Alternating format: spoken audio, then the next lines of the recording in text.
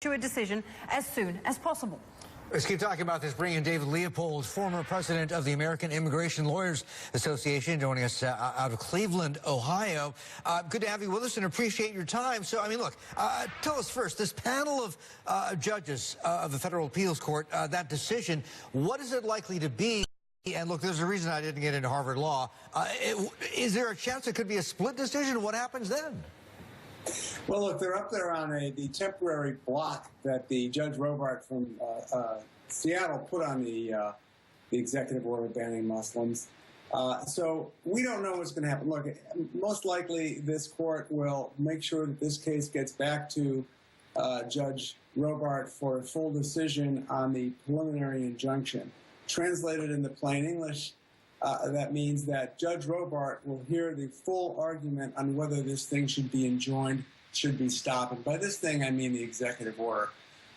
This is a completely, un-American, unconstitutional, illegal executive order. Never before has a president of the United States banned entire nations predominantly based on the religion of the people in those countries. David, how do you see, say the ban does get blocked permanently, so it doesn't get back up and running. How will this impact Donald Trump's presidency, do you think? Well, look, Donald Trump has been president now for 2.5 weeks, seems like much longer, and in that short period of time, what has he done? He has apparently, we've seen destabilization, not only in the area of immigration, but he's embarrassed us in front of our allies. He's picked a fight with, a verbal fight with the Prime Minister of Australia.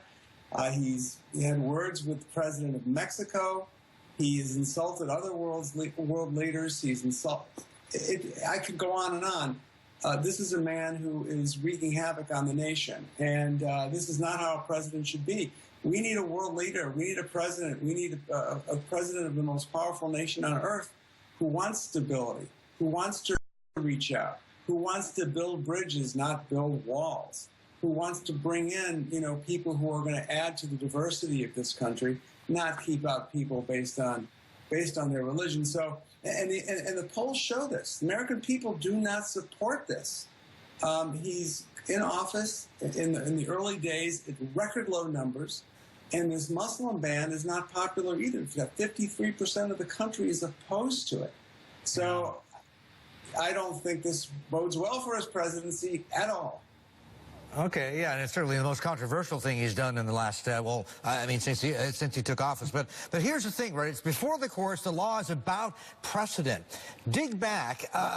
Is there any sort of history we can lean on to try and figure out how this thing is going to play out? Yeah, sure.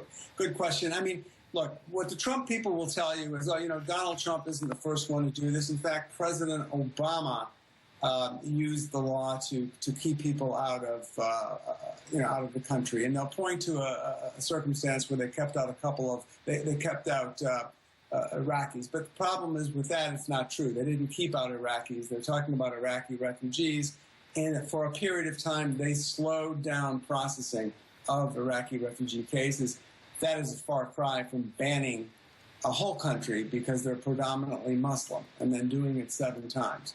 So when you talk about precedents, the case law, doesn't really support what he's doing. The statutes don't really support what he's doing. They're using the statutes as a pretext to ban, an entire religion. And that's, we have a constitution in this country, and enshrined in that constitution is freedom of religion, freedom of association. And, if this country if America is going to be the leader of the world in terms of a light into nations like we're supposed to be, then we ought to act like it. Okay. All right, David, we are out of time. Look, we do appreciate you joining us today. Thank you so much for your time. We'll be back with more right after this.